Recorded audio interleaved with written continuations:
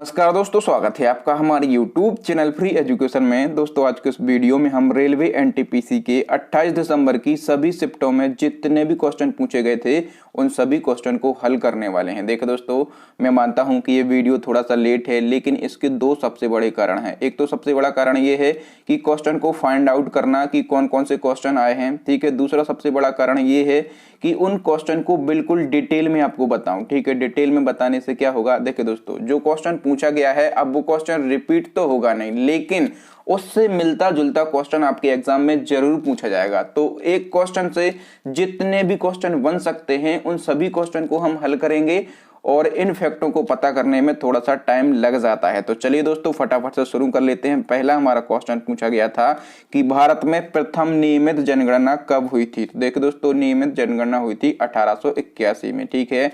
देखिए भारत में प्रथम जनगणना कब हुई थी, तो 1872 में हुई थी। किसके शासनकाल में हुई थी, तो लॉर्ड मेयो के शासनकाल में हुई थी, ठीक है। लेकिन क्वेश्चन पूछा गया था कि भारत में प्रथम नियमित जनगणना कब हुई थी, तो ये हुई थी 1881 में। और ये भी पूछा जाएगा आपसे कि ये किसके शासनकाल में हुई थी, तो ये लॉर्ड रिपन के शासनकाल में हुई थी, ठीक है। तो चार फैक्ट आपको यहां से याद रखना है। यदि प्रथम जनगणना पूछा जाए तो 1872 में हुई थी, किसके शासनकाल में, तो लॉर्ड मेयो के शासनकाल में। प्रथम नियमित जनगणना कब हुई थी, तो 1881 में हुई थी, किसके शासनकाल में हुई थी, तो लॉर्ड रिपन के शासनकाल में हुई थी, ठीक है। और दोस्तों जो 2011 की जनगणना है ये भारत की 15वें नंबर की जनगणना है, ठीक है।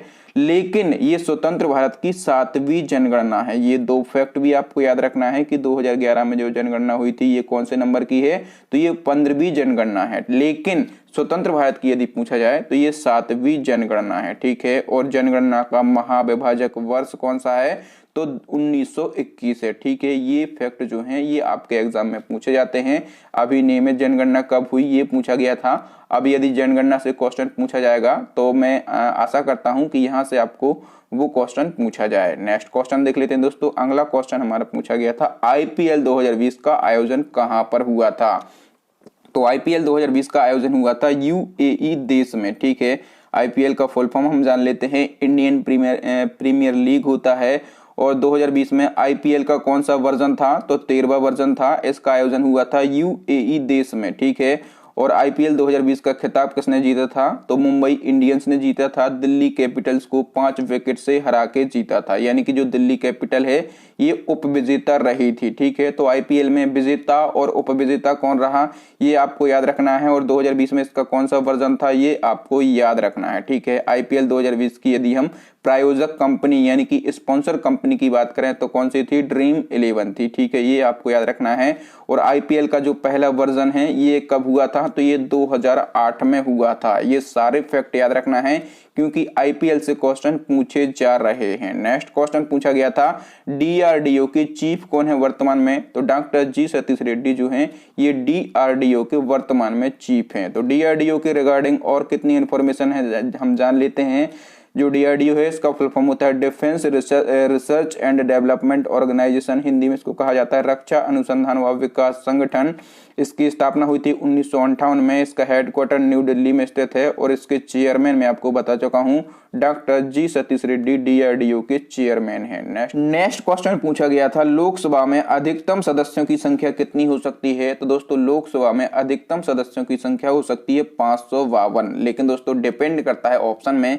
यदि ऑप्शन में 550 था तो ये 550 बिल्कुल सही है। क्यों सही है, क्योंकि आप लोग जानते हैं कि लोकसभा में 2 एंग्लो इंडियन को राष्ट्रपति जी मनोनीत करते हैं, ठीक है। तो 2 एंग्लो इंडियन को राष्ट्रपति जी मनोनीत करते हैं, तो ये जो 2 एंग्लो इंडियन की प्रोसेस है इसको खत्म कर दिया गया है। तो वर्तमान में अधिकतम जो है सदस्यों की संख्या कितनी हो सकती है, 550 हो सकती है। लेकिन स्टूडेंट बता रहे हैं कि 550 ऑप्शन में नहीं था, इसलिए 552 जो है ये सही आंसर हो जाएगा। देखिए दोस्तों इसके संबंध में हम सारी डिटेल जान लेते हैं। पता नहीं आपसे कौन सा क्वेश्चन पूछ ले। तो देखिए दोस्तों वर्तमान में लोकसभा सदस्यों की संख्या कितनी है, तो ये है 545, ठीक है। लेकिन यदि ऑप्शन में 543 रहता है तो ये सही है, क्योंकि 2 एंग्लो इंडियन जो है इनकी प्रोसेस खत्म कर दी गई है। इन 545 की हम बात करते हैं, लेकिन इन 545 में से 530 कहां से आते हैं, राज्यों से आते हैं, 13 संघीय क्षेत्रों से आते हैं और 2 एंग्लो इंडियन। इस प्रकार से टोटल कितने हैं, तो 545 हैं, ठीक है, लेकिन 2 एंग्लो इंडियन अब आपको काउंट नहीं करना है क्योंकि ऑफिशियल तौर पे जो है इनको खत्म कर दिया गया है। नेक्स्ट क्वेश्चन, नेक्स्ट फैक्ट है दोस्तों, लोकसभा में अधिकतम सदस्यों की संख्या मैंने आपको बता दी है कितनी हो सकती है, 552 हो सकती है, लेकिन ये कब तक के लिए निर्धारित की गई है, तो ये 2026 तक के लिए निर्धारित की गई है। क्यों? क्योंकि 2026 में लोकसभा का परिसीमन होना है और इसके बाद जो है सदस्यों की संख्या बढ़ाई जाएगी। देखिए दोस्तों, इसी प्रकार से हम बात कर लेते हैं राज्यसभा की। तो वर्तमान में राज्यसभा में सदस्यों की संख्या कितनी है, तो 245 है। 245 में से 233 जो हैं ये राज्यों और केंद्र शासित प्रदेशों से आते हैं, बाकी के जो 12 हैं ये राष्ट्रपति जी के द्वारा मनोनीत किए जाते हैं। ठीक है, इसी प्रकार से क्वेश्चन आपसे पूछा जाएगा कि राज्यसभा में अधिकतम सदस्यों की संख्या कितनी हो सकती है, तो ये हो सकती है 250। ठीक है, कितनी हो सकती है, 250 हो सकती है। सारे फैक्ट आपको याद रखना है, ये फैक्ट आपके एग्जाम में जरूर पूछे जाएंगे। नेक्स्ट क्वेश्चन पूछा गया था विश्व ओजोन दिवस। तो दोस्तों विश्व ओजोन दिवस मनाया जाता है 16 सितंबर को। एक्चुअल में 2020 का जो विश्व ओजोन दिवस है इसकी थीम पूछी गई थी। इसकी थीम क्या है, तो जीवन के लिए ओजोन, ओजोन परत संरक्षण के 35 साल। ये जो है ये विश्व ओजोन दिवस 2020 की थीम है। और देखिए दोस्तों, ओजोन जो है परत उसके रिगार्डिंग एक प्रोटोकॉल है, मॉन्ट्रियल प्रोटोकॉल। ठीक है, ये आपको पता होना चाहिए। ये क्या है, तो यह एक संधि है जो कि ओजोन परत की सुरक्षा से संबंधित है। इस प्रोटोकॉल पर 1987 में 197 देशों ने हस्ताक्षर किए थे। ठीक है, कब किए थे, 1987 में किए थे। लेकिन ये जो प्रोटोकॉल है ये 1 जनवरी 1989 से प्रभावी हुआ था। ठीक है, दोनों फैक्ट अलग अलग हैं। 197 देशों ने इस प्रोटोकॉल पर सिग्नेचर कब किए थे, तो 1987 में किए थे। और ये जो प्रोटोकॉल है ये कब से प्रभावी हुआ, तो 1 जनवरी 1989 से ये प्रभावी हुआ था। अगला क्वेश्चन क्या पूछा गया था, एक और दिवस पूछा गया था कि विश्व महिला दिवस कब मनाया जाता है, तो ये मनाया जाता है 8 मार्च को। और इस साल विश्व महिला दिवस की थीम क्या थी, तो I am generation equality women's right जो है इस साल महिला दिवस 2020 की थीम थी। और देखिए दोस्तों, कंफ्यूज आपको नहीं होना है। यदि आपसे पूछा जाए राष्ट्रीय महिला दिवस ये कब मनाया जाता है, तो ये मनाया जाता है 13 फरवरी को। ठीक है, 13 फरवरी को भारतीय राष्ट्रीय कांग्रेस की पहली भारतीय महिला अध्यक्ष सरोजिनी नायडू के जन्म दिवस के उपलक्ष्य पर राष्ट्रीय महिला दिवस मनाया जाता है। अगला क्वेश्चन पूछा गया था रेशम कीट पालन को क्या कहा जाता है, तो सेरीकल्चर कहा जाता है। और वर्मी कल्चर किससे संबंधित है, तो ये केंचुआ पालन से संबंधित है। नेक्स्ट क्वेश्चन पूछा गया था हमारा हिमाचल प्रदेश के मुख्यमंत्री। तो देखिए दोस्तों, हिमाचल प्रदेश के सीएम है जयराम ठाकुर। ठीक है, और यहाँ के गवर्नर कौन है, तो बंडारू दत्तात्रेय यहाँ के गवर्नर हैं। यहाँ की कैपिटल क्या है, तो शिमला है। ठीक है, और देखो दोस्तों, क्वेश्चन पूछा गया था कि मुखर्ती राष्ट्रीय उद्यान कहाँ पर है, तो ये केरला में स्थित है। अगला क्वेश्चन ग्लोबल हंगर इंडेक्स में भारत की रैंकिंग पूछी गई थी। तो देखिए दोस्तों, कमाल की बात तो ये है कि इन सभी क्वेश्चन को लगभग हम पढ़ चुके हैं। जब मैंने इंडेक्सिंग का वीडियो बनाया था वहां पर मैंने ग्लोबल हंगर इंडेक्स बताया था। तो इसमें जो है भारत की रैंकिंग है 94। ठीक है, भारत जो है इस इंडेक्स में दुनिया के 107 देशों में से 94वें स्थान पर है। ठीक है, और पिछले साल जो है 117 देशों में से भारत 102वें स्थान पर था। और देखिए दोस्तों, कौन सा देश भुखमरी से कितना पीड़ित है इसके आधार पर ये इंडेक्स बनाया जाता है। अगला पूछा गया था कि राज तरंगिणी के लेखक कौन है, तो देखिए दोस्तों, राज तरंगिणी के लेखक हैं कल्हण। ठीक है, और जो राज तरंगिणी पुस्तक है इसमें कश्मीर के इतिहास का वर्णन किया गया है। अगला पूछा गया था ब्रेन ऑफ कंप्यूटर किसको कहा जाता है, तो सीपीयू को कहा जाता है। यूआरएल का फुल फॉर्म पूछा गया था, यूनिफॉर्म रिसोर्स लोकेटर का फुल फॉर्म होता है। तो कंप्यूटर से 2-3 क्वेश्चन पूछे गए हैं हर शिफ्टों में। तो देखिए दोस्तों, मैं कंप्यूटर के एक मास्टर वीडियो बना दूंगा और मैं 4-5 वीडियो बना चुका हूं कंप्यूटर के, तो आप वो देख सकते हैं। नेक्स्ट क्वेश्चन पूछा गया था भारत का सबसे लंबा नेशनल हाईवे कौन सा है, तो NH-44 है। ठीक है, ये जम्मू कश्मीर से कन्याकुमारी तक है। इसकी कुल लंबाई है 3745 किलोमीटर। नेक्स्ट क्वेश्चन देख लेते हैं दोस्तों। अगला क्वेश्चन पूछा गया था यूरिया का फॉर्मूला। तो देखिए दोस्तों, यूरिया का फॉर्मूला होता है CH4N2O। पर्यावरण संरक्षण अधिनियम किस वर्ष पारित हुआ था, तो ये हुआ था 1986 में। और पानीपत का युद्ध पूछा गया था प्रथम।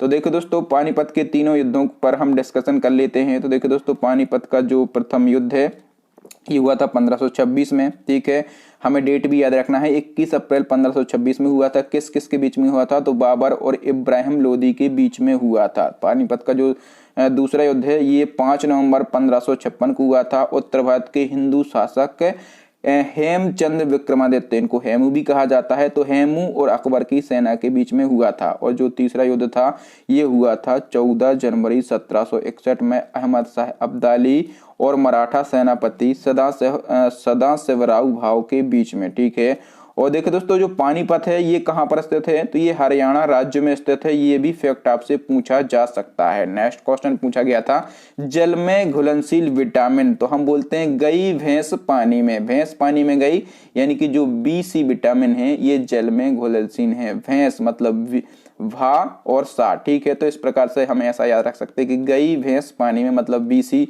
जो विटामिन है ये जल में घुलनशील विटामिन है। बाकी वसा में घुलनशील विटामिन कौन से हैं?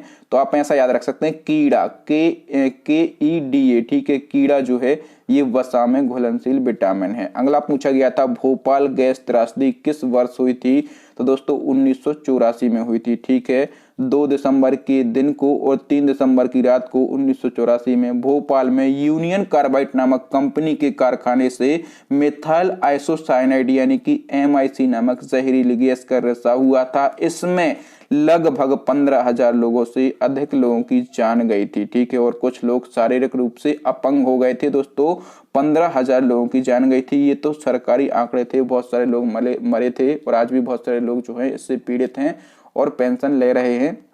और देखो दोस्तों कौन सी कंपनी है? तो कंपनी का नाम आपको याद रखना है। कौन सी कंपनी से रिसाव हुआ था? तो यूनियन कार्बाइड नामक कंपनी है, इससे रिसाव हुआ था।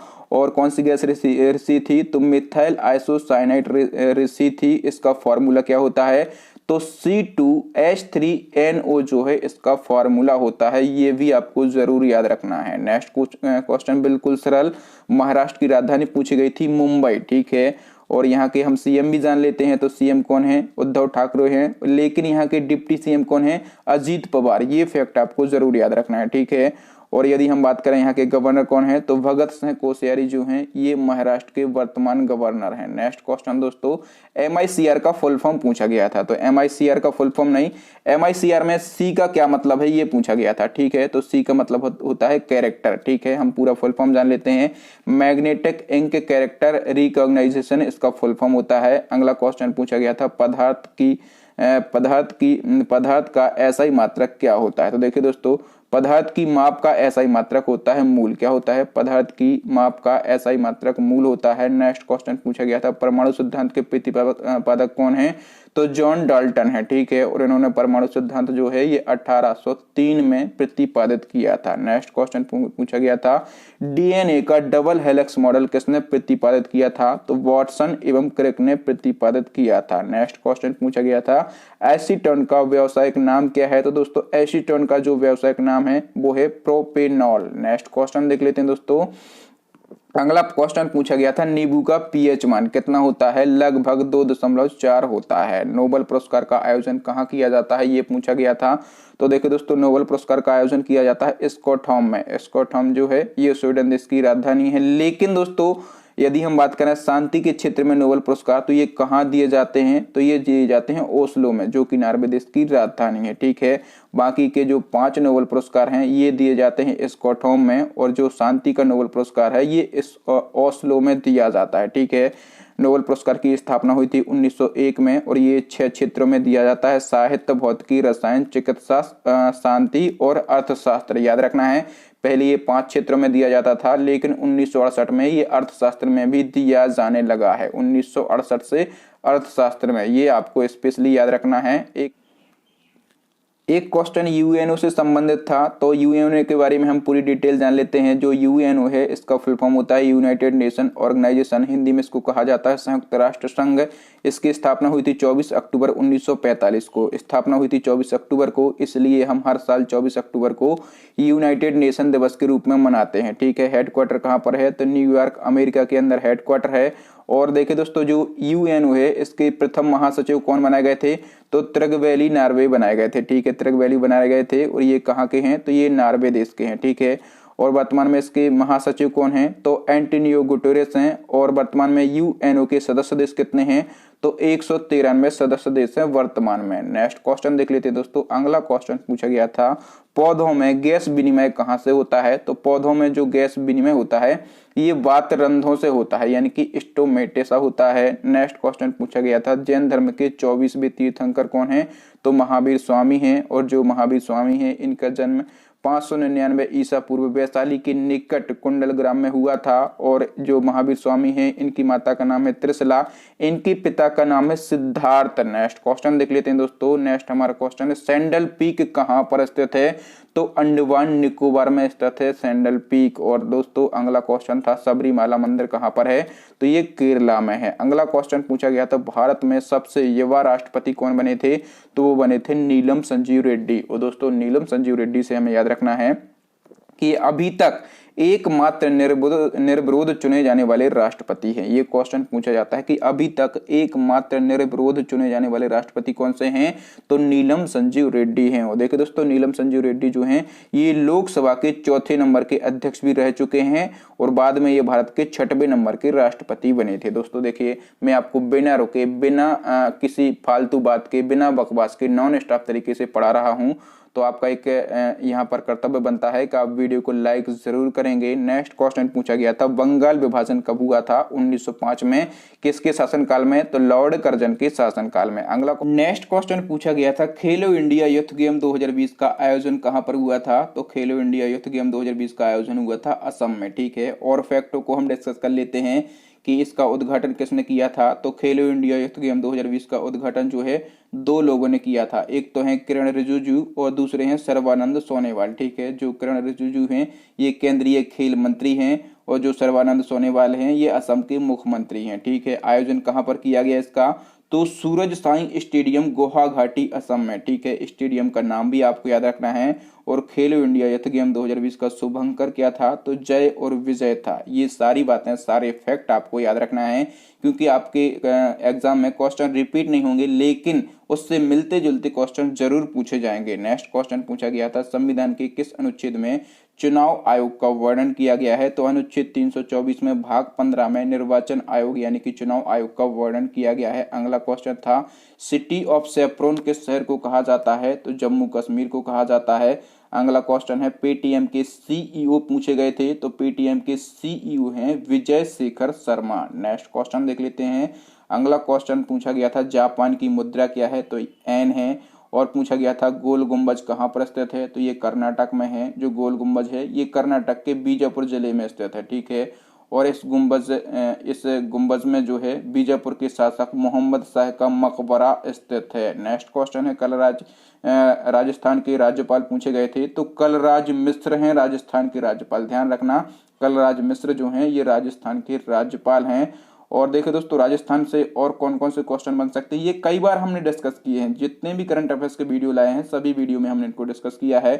राजस्थान की राजधानी है जयपुर। ठीक है, और जो राजस्थान है इसको पिंक सिटी यानी कि गुलाबी शहर कहा जाता है। जयपुर जो जयपुर शहर है इसके संस्थापक कौन है, तो महाराजा सवाई जय सिंह है। ठीक है, और जयपुर शहर के वास्तुकार कौन है, तो विद्याधर भट्टाचार्य। दोनों फैक्ट अलग अलग हैं।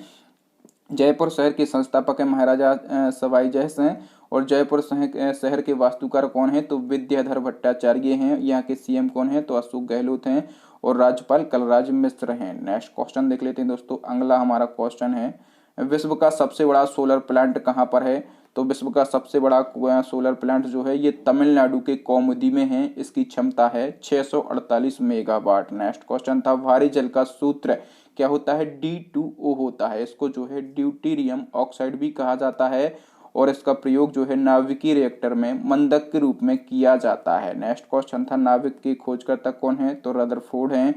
एनडीए जो है इसका हेडक्वार्टर कहाँ पर स्थित है ये भी पूछा गया था, तो एनडीए का हेडक्वार्टर जो है ये खड़गवासला पुणे में स्थित है। ठीक है, इसका फुल फॉर्म क्या होता है, तो नेशनल डिफेंस एकेडमी इसका फुल फॉर्म होता है। स्थापना इसकी हुई थी 1954 में। उपराष्ट्रपति का वेतन पूछा गया था, तो देखिए दोस्तों जब मैंने आपको बताया था कि कौन क्या है, ठीक है, मैंने जब आपको बताया था कि हमारे उपराष्ट्रपति कौन है वर्तमान में, एम वेंकैया नायडू हैं, तब मैंने आपको बताया था कि इनका वेतन कितना होता है, तो 4 लाख रुपया होता है। ठीक है, वर्तमान में उपराष्ट्रपति एम वेंकैया नायडू हैं, 13वें नंबर के हैं। ठीक है, और 12वें नंबर के कौन थे, तो हामिद अंसारी थे। और जो एम वेंकैया नायडू हैं, ये 5 अगस्त 2017 से अब तक भारत के उपराष्ट्रपति हैं। प्रथम उपराष्ट्रपति थे डॉक्टर सर्वपल्ली राधाकृष्णन, और उपराष्ट्रपति का वेतन होता है 4 लाख रुपया। लेकिन ये राज्यसभा अध्यक्ष के रूप में इनको वेतन दिया जाता है, याद रखना, राज्यसभा अध्यक्ष के रूप में इनको वेतन दिया जाता है, ना कि उपराष्ट्रपति होने का, ठीक है। उपराष्ट्रपति बनने के लिए न्यूनतम आयु कितनी होती है, तो 35 वर्ष होती है। नेक्स्ट क्वेश्चन पूछा गया था कि 15वें G20 शिखर सम्मेलन की अध्यक्षता किस देश ने की थी, तो ये की थी सऊदी अरब ने, ठीक है। और देखिए दोस्तों, जो G20 है इसका फुल फॉर्म होता है ग्रुप ऑफ 20, ठीक है। और ये जो है ये 19 देश और एक यूरोपीय संघ का समूह है। इसकी स्थापना हुई थी 1999 में। नेक्स्ट क्वेश्चन पूछा गया था कार्ल लैंडस्टीनर को नोबेल पुरस्कार कब मिला था, तो इनको नोबेल पुरस्कार मिला था 1930 को। और कार्ल लैंडस्टीनर जो है दोस्तों, इन्होंने ब्लड ग्रुप की खोज की थी, याद रखना है, इन्होंने ब्लड ग्रुप की खोज की थी। अगला क्वेश्चन पूछा गया था फिल्म फेयर अवार्ड 2020 किस फिल्म को दिया गया था, तो ये दिया गया था गली बॉय को। नेक्स्ट क्वेश्चन है फीफा वर्ल्ड कप का 22वां संस्करण कहां पर आयोजित किया जाएगा, ये क्वेश्चन भी पूछा गया था। तो फीफा वर्ल्ड कप का 22वां संस्करण आयोजित किया जाएगा कतर में, ठीक है। कहां पर, कतर में किया जाएगा। तो सारे फैक्टों को हम डिस्कस कर लेते हैं फीफा वर्ल्ड कप से रिलेटेड। तो देखिए दोस्तों, फीफा वर्ल्ड कप का 22वां संस्करण जो है इसका आयोजन 2022 में किया जाएगा। और कहां पर किया जाएगा, तो कतर की राजधानी दोहा में इसका आयोजन होगा। और ये तो हम बात कर रहे हैं 22वें संस्करण की, लेकिन यदि आपसे पूछा जाए कि इसका 23वां संस्करण कब होगा, तो दोस्तों ये होगा 2026 में। और इसकी मेजबानी 3 देश कर रहे हैं, कौन कौन से, एक तो अमेरिका, दूसरा मैक्सिको और तीसरा कनाडा। और यदि हम बात करें कि इसके पहले 2022वें संस्करण के पहले जो 21वां संस्करण है ये कब हुआ था, तो दोस्तों ये हुआ था 2018 में, और रूस में इसका आयोजन किया गया था। अब दोस्तों हम बार बार फीफा फीफा बोल रहे हैं, तो जो फीफा है इसका फुल फॉर्म क्या होता है, फेडरेशन इंटरनेशनल फुटबॉल एसोसिएशन इसका फुल फॉर्म होता है। इसकी स्थापना 1904 में की गई थी। हेडक्वार्टर ज्यूरिख स्विट्जरलैंड के अंदर स्थित है। और इसके वर्तमान में अध्यक्ष कौन है, तो जियानी इन्फेंटिनो इसके वर्तमान में अध्यक्ष हैं। नेक्स्ट क्वेश्चन दोस्तों, नोकिया के सीईओ पूछे गए थे, कौन है, पेक्का लोंगार्ड मार्क जो है नोकिया के सीईओ हैं। और वर्तमान में नोकिया की भारत में ब्रांड एम्बेसडर कौन है, तो आलिया भट्ट हैं, ठीक है। और नोकिया कौन से देश की कंपनी है, तो ये फिनलैंड देश की कंपनी है। प्लासी का युद्ध कब हुआ था, तो दोस्तों 1757 में प्लासी का युद्ध हुआ था, ठीक है। प्लासी का युद्ध जो है ये 23 जून 1757 को अंग्रेजों तथा सिराजुद्दौला के बीच में हुआ था। सिराजुद्दौला जो है उस समय बंगाल का नवाब था, ठीक है। और इस युद्ध में सिराजुद्दौला की हार हुई थी। और इस युद्ध में अंग्रेजों का नेतृत्व किसने किया था, कई बार पूछा जाता है कि प्लासी के युद्ध में अंग्रेजों का नेतृत्व किसने किया था, तो रॉबर्ट क्लाइव ने किया था। ये नाम आपको जरूर याद रखना है। जलियांवाला बाग हत्याकांड कब हुआ, तो 13 अप्रैल 1919 को वैसाखी के दिन जलियांवाला बाग हत्याकांड हुआ था। और दोस्तों आप लोगों को यहाँ से एक नाम याद आना चाहिए, ऊधम सिंह, भारत के एक खतरनाक क्रांतिकारी हुए, उनका नाम था ऊधम सिंह। 1940 में लंदन में ठोक कर आए थे जनरल डायर को। नेक्स्ट क्वेश्चन देख लेते हैं दोस्तों। अगला क्वेश्चन पूछा गया था NIU का फुल फॉर्म, तो नेटवर्क इंटरफेस यूनिट इसका फुल फॉर्म होता है। भारत में वर्तमान मुख्य न्यायाधीश कौन है, तो शरद अरविंद बोबड़े जो हैं ये भारत में वर्तमान मुख्य न्यायाधीश हैं। सुप्रीम कोर्ट के कौन से नंबर के हैं, तो 47वें नंबर के हैं। नेक्स्ट क्वेश्चन पूछा गया था सेंट्रल पॉल्यूशन कंट्रोल बोर्ड यानी कि CPCB की स्थापना कब हुई थी, तो 1974 में हुई थी। इसका हेडक्वार्टर जो है ये न्यू दिल्ली के अंदर स्थित है। अगला क्वेश्चन पूछा गया था एशिया के सबसे बड़े मरुस्थल कौन सा है, तो एशिया का सबसे बड़ा मरुस्थल कौन सा है, गोबी है, ठीक है।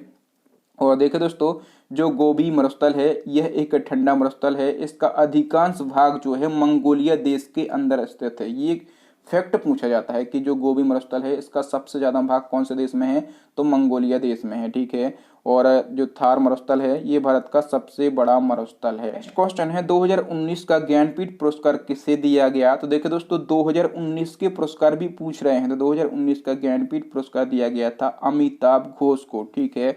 और 55 ज्ञानपीठ पुरस्कार 2020 में किसको दिया गया, तो अक्की थम को दिया गया, ठीक है। जो 2020 में ज्ञानपीठ पुरस्कार हैं ये कौन से हैं, तो ये 55वें नंबर के हैं और ये अक्की थम को दिया गया। नेक्स्ट क्वेश्चन पूछा गया था हाल ही में किस राज्य ने प्रवासी पक्षियों की जनगणना शुरू की है, तो प्रवासी पक्षियों की जनगणना किसने शुरू की थी अभी हाल ही में, तो तमिलनाडु राज्य ने की थी। अगला क्वेश्चन देख लेते हैं दोस्तों। अगला क्वेश्चन पूछा गया था कुडनकुलम विद्युत परियोजना किस राज्य में स्थित है? तो ये तमिलनाडु में है।